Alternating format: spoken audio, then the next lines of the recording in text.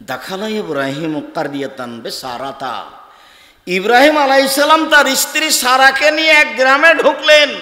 ও ফিহা জাব্বারুন মিনাল জাবাবেরা, সেই গ্রামে ছিল স্বৈরাচারী শাসক।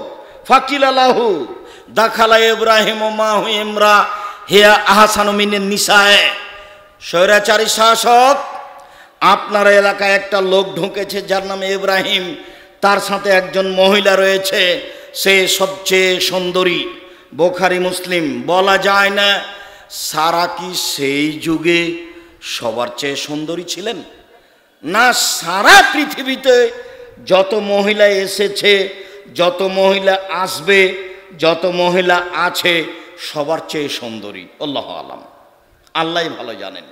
যাক, ইব্রাহিমের সাথে যে মহিলা আছে সে হচ্ছে সবচেয়ে সুন্দরী। ইব্রাহিম আলাইহিস সালামকে বলা হলো মান হে আল্লাতি মা, আপনার সাথে যে মহিলা রয়েছে সে কে? তখন ইব্রাহিম আলাইহিস সালাম বললেন হে উক্তি, সে আমার বোন। সুম্মা রাজা এলাইহা, তারপর স্ত্রীর কাছে গিয়ে বললেন দেখো আন্নি আখবার তোহম আন্নাকে উক্তি, আমি কিন্তু বলে দিয়েছি তুমি আমার বোন। ফলা তুকাদ্দিবি বিহাদিসি, তুমি আমাকে এখন মিথ্যুক প্রমাণ করো না। তুমি যদি বলো এইটা আমার স্বামী, তাহলে আমি মিথ্যুক হয়ে যাব। আমি কিন্তু বলে দিয়েছি তুমি আমার বোন। সারা মনে রেখো, ইন আলালার যে মুমিনুন গায়রু গায়রুকে, আমি আর তুমি ছাড়া এই মাটির উপরে কোনো মুমিন পুরুষ নারী নাই। এই হিসাবে আমরা দুজন ভাই বোনও বটে। বোঝা গেল না কথা? ইব্রাহিম আলাইহিস সালামের এই পর্যন্ত কথা বোঝা গেছে কি? ফারসালা বেহা ইলাইহি, ইব্রাহিম আলাইহিস সালাম তার স্ত্রীকে রক্ষা করতে পারলেন না, তাকে স্বৈরাচারী শাসকের কাছে পাঠিয়ে দিলেন। ফাকামা ইলাইহা, ঘরে ঢুকতেই স্বৈরাচারী শাসক তার দিকে আগিয়ে গেল দাঁড়িয়ে। সারা বললেন থামেন, আগে অজু হবে, 2 রাকাত সালাত হবে। অজু করলেন, 2 রাকাত সালাত আদায় করলেন, তারপরে বলছেন উপস্থিত বৈঠকের মুসলিম বোন একটু খেয়াল করেন। এ মেয়ে শোনো, তোমাকেই বলছি, দেখি তোমার সাহস হয় কিনা। উপস্থিত বৈঠকের মুসলিম বোন আপনাকে বলছি, দেখি আপনার সাহস হয় কিনা। দেখেন 1 মিনিট। সারা রাদিয়াল্লাহু তাআলা আনহার নিজস্ব বিবরণ। সারা বলেন আমি বললাম আল্লাহুম্মা, হে আল্লাহ, ইন কুনতু আমানতু বিকা ওয়া রাসূলিকা, আমি যদি তোমাকে বিশ্বাস করে থাকি, তুমি আল্লাহ, তোমার নবী ইব্রাহিমকে নবী বলে যদি বিশ্বাস করে থাকি, ওয়া হাসানতু ফারজিল্লা যাওজি, আমার স্বামী ছাড়া আমার লজ্জায় স্থান জিন্দেগিতে কাউকে ব্যবহার করতে দিনি, আমি কোনোদিন জেনা করিনি, এই 3টে কথা যদি ঠিক হয়, ফালা তুসাল্লিত আলাল কাফেরা, তাহলে নির্জনে এই কাফেরকে আমার উপরে জয় করো না, সেজন্য আমার গায়ে হাত লাগাতে না পারে। বলা শেষই হয়নি, অজ্ঞান হয়ে পড়ে গেছে। হাদিস বুখারী মুসলিম। কি বুঝলেন আপনি?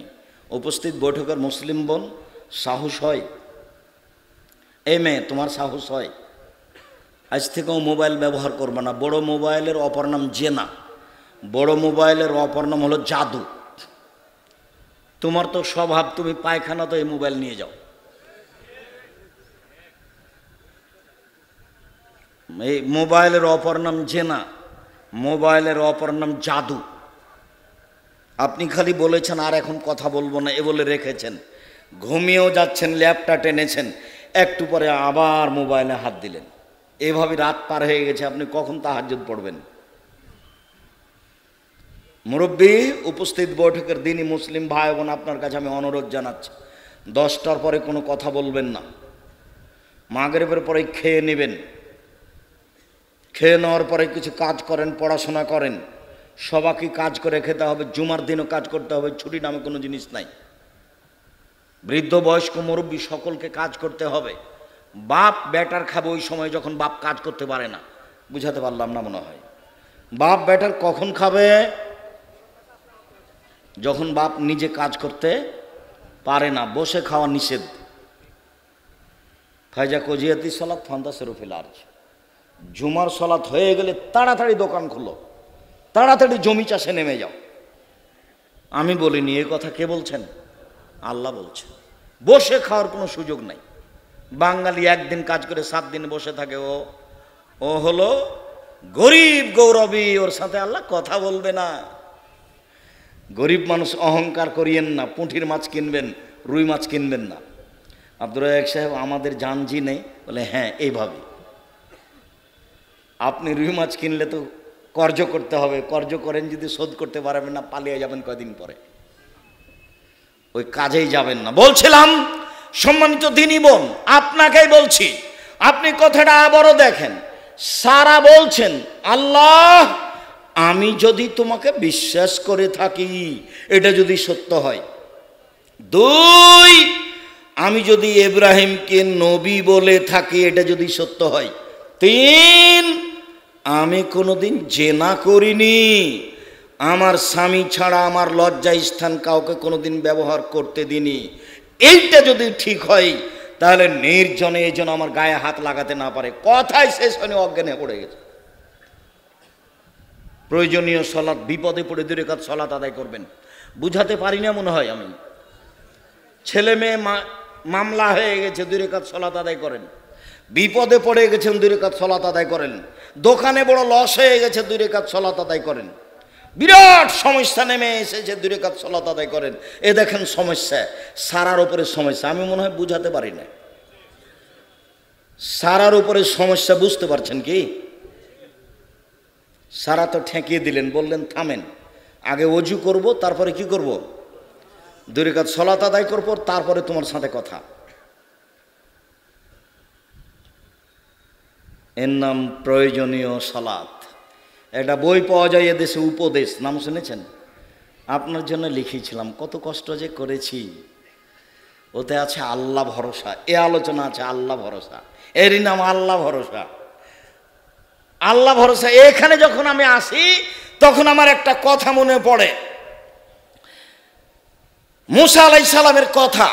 কালা আসহাবু মুসা, মুসার সঙ্গী সাথী বললেন ইলাল মুদরাকুন, মুসা আমরা আটকা পড়েছি, আমরা ধরা পড়েছি।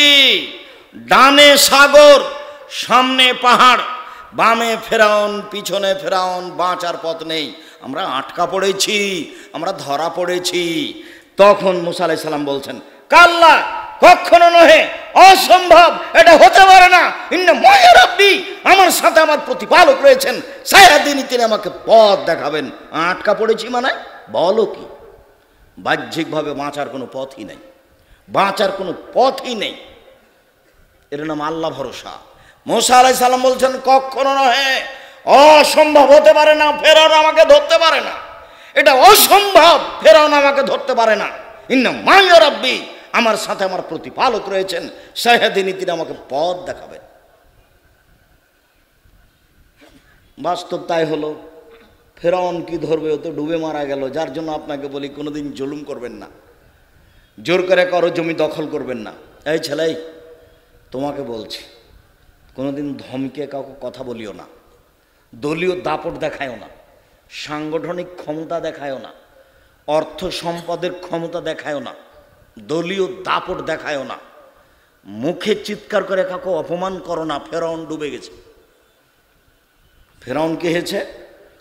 ডুবে গেছে। ক্ষমতা দেখিয়ে 1 মিনিট বাঁচার চেষ্টা করিও না, দরকার নেই। নরম হয়ে থাকো, কয়দিন পরে জীবন শেষ হয়ে যাবে। খুব নরম হয়ে থাকো, খুব ঠান্ডা হয়ে থাকো, নিজে হাতে উপার্জন করে খাও, কয়দিন পরে জীবন শেষ হয়ে যাবে। আমার অনুরোধ, তুমি কথা রক্ষা করো, তোমার জন্য ভালো হবে। মুরব্বী, আপনাকে আমি অনুরোধ করছি, ক্ষমতা দেখায়েন না কাউকে, দলীয় দাপট দেখায়েন না কাউকে, টিকতে পারবেন না, কয়দিন পরে হারিয়ে যাবেন। ফেরাউন ডুবে গেছে। সম্মানিত দিনী ভাই বোন, প্রয়োজনীয় সালাত আর একটু। আপনারা সবাই জানেন 3 জন কোলে শিশু অবস্থায় কথা বলেছিল, তার মধ্যে একজন ঈসা আলাইহিস সালাম কথা বলেছিলেন, আর একজন জোরাইজের সাথে ঘটনা। জোরাইজ গির্জা ঘরে ইবাদত করত। ফাজাত হম্মহু, তার মা তার কাছে আসলো। ফাদাথু, তার মা তাকে ডাকলো। জোরাইজ বলল উসাল্লু জিবুহা, আমি আমার মায়ের ডাকে সাড়া দিব না আমি সলাত আদায় করব।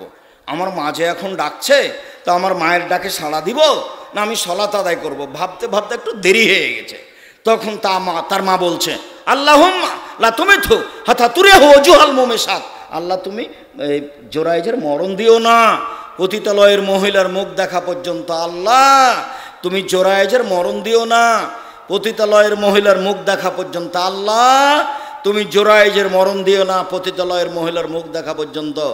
মা বদদোয়া করে দিলেন, জীবনে কোনোদিন ছেলে মেয়ের জন্য বদদোয়া করবেন না, বলবেন না তোকে ত্যায্য পুত্র করলাম, তুই আমাকে মারলি, কথা বলবেন না। ছেলে যদি গালি দেয়, ছেলে যদি মারে, তাড়াতাড়ি করে অজু করে ঘরে ঢুকে 2 রাকাত সালাত আদায় করে আল্লাহকে বলেন, আমি ছেলে এরকম চাইনি, তুমি ছেলে ফেরত দাও, ছেলে ফিরিয়ে দাও। 3 মিনিটের মধ্যে ছেলে যেন আমার পা ধরে ক্ষমা নেই, বলে আব্বা আমার ভুল হয়েছে, আর কোনোদিন আপনাকে এভাবে জোরে কথা বলবো না, এখনই আমাকে ফিরিয়ে দিতে হবে। ছেলে কোথায় বলবেন বলেন তো দেখি? উপরে। কোনোদিন ছেলেকে বলবেন না তোকে ত্যায্য পুত্র করলাম, তোকে বাড়ি থেকে বের করে দিলাম, তোকে জমি দিব না, তুই উমুক, তুই তুমুক, এগুলো কিছু বলবেন। তুই ধ্বংস হয়ে যা, তুই ছেলে মেয়ে নিয়ে তুই বের হয়ে যা, তোর বউ নিয়ে তুই চলে যা, এভাবে বলিয়েন না ছেলেকে কখনো। এ দেখেন পরিস্থিতি খুব কঠিন। ফাতার রাজাতুল্লাহ, একটা মহিলা চলে আসলো, ফাতাকাল্লামাথু, তার সাথে জেনার কথা বললো। বাবা জোরাইজ নাকচ করে দিলেন, ছি ছি ছি ছি ছি, বলো কি তুমি?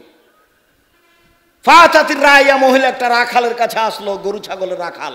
ফাম কারাথু, তাকে চেপে ধরলো, চেপে ধরে জেনা করলো। ফাওয়ালাদ গোলামান, একটা বাচ্চা জন্ম দিল। কালাত হুয়া মিন জোরাইজ, বলে দিল এই বাচ্চাটা জোরাইজের। ফাতাহু, জনগণ আসলো গির্জাঘরের কাছে। ফাকাসসারুহ, জনগণ এসে গির্জাঘরকে ভেঙে একবারে ধুলা ধুলা খান খান করে দিল। ও আনজালুহু, টেনে হেঁচড়ে তাকে রাস্তায় নামিয়ে দিল। ও সাব্বুহ, অকথ্য ভাষায় গালি দিল গ্রামের লোক জোরাইজকে। জোরাইজ দাঁড়ালেন, অজু করলেন, 2 রাকাত সালাত আদায় করলেন। দুধের বাচ্চাকে গিয়ে বললেন, বলো তো বাচ্চা, মানাবুকা তোমার বাপকে? তখন দুধের বাচ্চা বলল, আবিয়ার রাই, আমার বাপ রাখাল। জনগণ বলল, না আপনি সৌমা থেকে বিদ্যা হবে। জোরাইজ, তোমার গির্জা ঘরটা স্বর্ণ দিয়ে বানিয়ে দিব। জোরাইজ বলে, লা ইল্লা বিত্তিন, জি না, স্বর্ণ দিয়ে বানাতে হবে না, মাটি দিয়ে বানাতে হবে, যাহাই ছিল তাহাই করিতে হইবে। মুসলিম, হাজার হাজার বছর আগের ঘটনা। সলাতুল হাজা, প্রয়োজনে 2 রাকাত সালাত। আমি মনে হয় বুঝাতে পারি না, যদি আমি বুঝাতে না পারি এটা আমার অক্ষমতা। আপনাকে যদি আমি কাল থেকে বিপদে 2 রাকাত সালাত আদায় করাতে না পারি, আমার অক্ষমতা। আমি এসেছিলাম আপনাকে কিছু প্রয়োজনীয় কথা শেখাতে, আমি হয়তো বা সফল হতে পারছি না। আপনি আমার দিনী ভাই, আপনি আমার দিনী বোন, আমি আপনার জন্য এসেছি। আমরা শেষের দিকে চলে আসছি। সলাতুল ইস্তেখারা, সিদ্ধান্তের সলাত। এই ছেলে, রেডি হও, কান এদিকে করো। বিবাহ করলে আগে 2 রাকাত সালাত আদায় করে সিদ্ধান্ত নিতে হবে। শ্বশুরের কাছে টাকা নিবা কিনা আগে সিদ্ধান্ত নেও। শ্বশুরের কাছে কোনোদিন টাকা চাইও না। কালকে একটা দামি লুঙ্গি কিনে নিয়ে যে বলবে, আব্বা এই যে আপনার জন্য একটা লুঙ্গি নিয়ে এসেছি, আপনার কোনো অর্থ সম্পদ আমাকে নিতে হবে না, আমি কাজ করে খেতে পারি।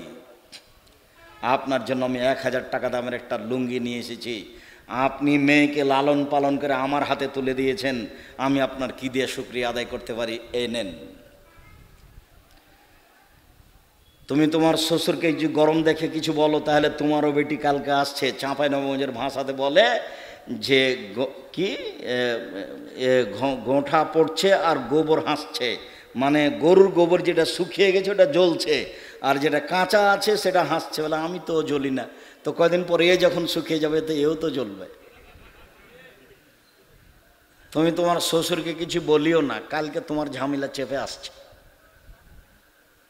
শ্বশুরকে সম্মান করিও। আগামীকাল সন্ধ্যা হতে হতে যৌতুক ফেরত দিতে হবে। তুমি এই কথা বলিও না যে আমার শ্বশুর আমাকে খুশি হয়ে মোটর সাইকেল দিয়েছে। মোটর সাইকেলটা তোমার শ্বশুর ফকিরকে দিতে পারে না। তোমার শ্বশুরের চরিত্রের কথা আমি বলি, তোমাকে আমি কষ্ট দিইনি। ফকির যখন তোমার শ্বশুরের কাছে আসে তখন বলে মাফ করো, অথচ আমি তোমার শ্বশুরকে বলেছি, তোমার বাপকে বলেছি, তোমার মাকেও বলেছি। কি বলেছি? তোমার মাকে বলেছি যে ছেলেকে যখন বাইরে পাঠাবেন আপনি মা হিসাবে 5টা 10টা 100টা টাকা খুচরা দিবেন। আমার মা যখন আমাকে বাড়ি থেকে বের করতো তখন আমরা চাঁপাইনবাবগঞ্জের ভাষা আমার মা আমাকে বলতেন, বেটা ছেলেকে খালি টাকায় বের হতে হয় না। এটা আমার মায়ের ভাষা। তা আমি এখন বুঝছি টাকা পয়সা খুচরা থাকতে হবে। কেন? যতবার ফকির আসবে ততবার আমি বলবো মাফ করো। আমি যদি 10টা ফকিরকে 5 টাকা দিই তাহলে কয় টাকা আসলো? 50। 10টা ফকির বিদায় করলাম মাত্র 50 টাকা। আমি কেন তাকে মাফ করো বলছি? আপনাকে আবারও বলছি, আপনি আমার দিনী বোন, আপনার স্বামী যখন বাড়ি থেকে বের হবে তখন 50টা 100টা খুচরা টাকা তাকে দেবেন, আর বলে দিবেন, শোনো ফকির সামনে আসলে মাফ করো বলিও না তো। ফকির সামনে আসলে 5 টাকা 10 টাকা দিয়ে দিও। খালি কোন অভ্যাস শিখেছে ওটা মাফ করা, মাফ করে এটা বলবো না। এই কাজ আপনার স্ত্রীকে করতে হবে, এই কাজ ছেলে তোমার মাকে করতে হবে, তাহলে এটা পথ সহজ হবে। আওয়াবিনের সালাত। যায়েদ ইবনে আরকাম রাদিয়াল্লাহু তাআলা আনহু বলছেন, আন্নাহু রা কওমান ইসাল্লি আয-যুহা, তিনি কিছু লোককে চাশতের সালাত আদায় করতে দেখলেন। তিনি বলছেন, রাসূল সাল্লাল্লাহু আলাইহি সাল্লাম বলেছেন, আস-সালাতু আফজাল মিন গায়রি হাযিহি সা, এই সময়ের চেয়ে অন্য টাইমে সালাত আদায় করা বেশি উত্তম হবে। রাসূল সাল্লাল্লাহু আলাইহি সাল্লাম বলছেন, সালাতুল আওয়াবিন হিনা তারমুজুল ফিসাল, যখন উটের বাচ্চা গরম বালুতে দাঁড়াতে পারে না, বাচ্চা বালু গরম হয়ে গেছে এই জন্য দৌড়াদৌড়ি করে, ওই সময়ে যদি কেউ সালাতুল আওয়াবিন আদায় করে 2 রাকাত, তাহলে তা চাশতের চেয়ে উত্তম হবে। 10টা, 10:30, 11টার দিকে বালু গরম হয়। নদী কত দূরে আপনাদের এখান থেকে? বালুর চর দেখেছেন? বালুর চরে হেঁটেছেন? চৈত্র মাসে হেঁটেছেন? বালু গরম বুঝেন? সৌদি আরব হলে বেশি বোঝা যেত। তো বালু গরম হয়ে গেছে, তাই উটের বাচ্চাটা দাঁড়িয়ে থাকতে পারছে না, খালি ছুটাছুটি করছে। এটা হলো সালাতের সময়। তাহলে মোটামুটি কয়টা হতে পারে? 10:30, 11টা, 11:30 এরকম সময় হবে। এর নাম সালাতুল আওয়াবিন। শুনুন উপস্থিত বৈঠকের মুসলিম বোন, আপনাকে বলছি, চিরদিনের জন্য মাগরিবের পরে সালাতুল আওয়াবিন নামে 6 রাকাত সালাত আর কোনোদিন আদায় করবেন না। আপনাকে বলছি, মুরব্বি, আপনাকে আমি অনুরোধ করছি, আমি আপনার দিনী ভাই, আমি আব্দুর রাজ্জাক বিন ইউসুফ আপনাকে বলছি, 10:30, 11টা, 11:30টার সময় চলেন সালাতুল হাজা। যে কোনো প্রয়োজনে বিপদে পড়ে 2 রাকাত সালাত, দেখবেন 1 মিনিট আমার দিকে দেখেন,